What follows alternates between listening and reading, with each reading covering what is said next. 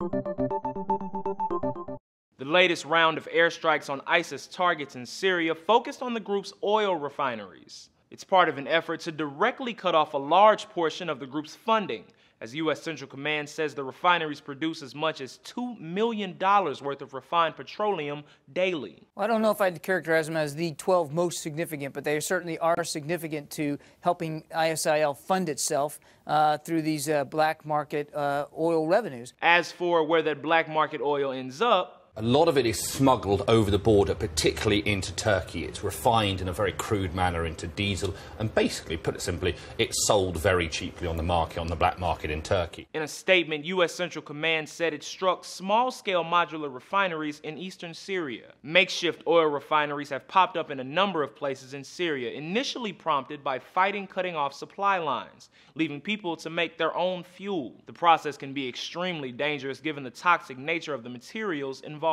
Some analysts doubt the effectiveness of these strikes at significantly hurting ISIS funding. A market analyst has told CNN the real money for ISIS comes from taking crude oil directly out of the ground and smuggling it across the border into Turkey and Iraq. Those strikes came on the same day President Obama led the United Nations Security Council to unanimously adopt Resolution 2178, which looks to crack down on foreign fighters joining the conflict in the Middle East. Specifically, nations are required to prevent and suppress the recruiting, organizing, transporting, or equipping of foreign terrorist fighters, as well as the financing of their travel or activities. A dissident observer group in Syria reported 14 militants and 5 civilians were killed during the strikes. But Rear Admiral John Kirby said Thursday the U.S. didn't know if any militants had been killed and had no indications there had been civilian casualties. U.S. officials pledged to continue the strikes and said there were indications a prominent leader of the Khorasan group